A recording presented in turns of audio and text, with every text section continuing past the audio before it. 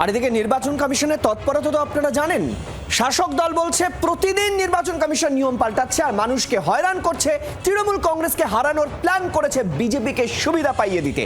আর এই আবহেই ভুতুরে ভোটারদের ভোটার তালিকা, নাম ভোটার তালিকায় বারবার বলা সত্ত্বেও এক ইআরও এবং এই আরোর বিরুদ্ধে কেন পদক্ষেপ নয়, কেন এখনো দায়ের হয়নি এফআইআর? এক্ষেত্রে কমিশনের নির্দেশ যথাযথ পালন করা হয়নি বলে মনে করা হচ্ছে। এই আবহে দিল্লিতে ডাক পেলেন মুখ্য সচিব নন্দিনী চক্রবর্তী। ইতিমধ্যে কমিশন দপ্তর সূত্রে খবর যে তিনি পৌঁছে গিয়েছেন দিল্লিতে।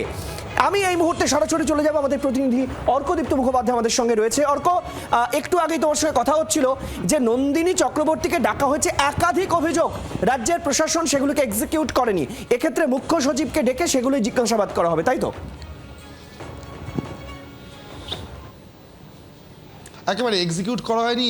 জাতীয় নির্বাচন কমিশনের একাধিক নির্দেশ, প্রসঙ্গত অগস্ট মাস থেকে শুরু করে আজ ফেব্রুয়ারি, এর মধ্যে একাধিক নির্দেশ পাঠিয়েছিল জাতীয় নির্বাচন কমিশন, যেগুলোকে কমপ্লাই করা হয়নি রাজ্যের তরফ থেকে। এই অভিযোগ কিন্তু বারবার কমিশন জানিয়েছিল, বারবার চিঠি দেওয়া হয়েছিল বলে দাবি কমিশনের যে এগুলোকে ইমিডিয়েটলি যেন পালন করা হয়, কিন্তু তারপরেও হয়নি। মূলত অগস্ট মাসে দুজন ইআরও এবং দুজন এইআরও তাদেরকে সাসপেন্ড করে এফআইআর করার নির্দেশ দেওয়া হয়েছিল তাদেরকে, কিন্তু সেই এফআইআর কিন্তু এখনো পর্যন্ত হয়নি। 6 মাস কেটে গিয়েছে।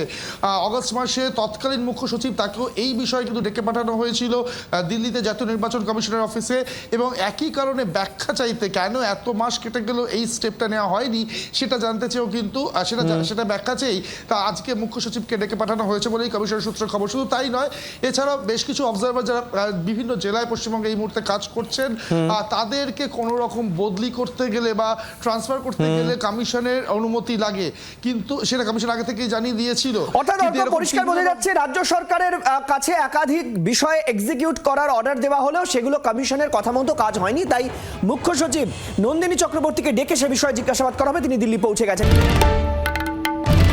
বাংলার আওয়াজ, বাঙালির আবেগ, জি 24 ঘন্টা।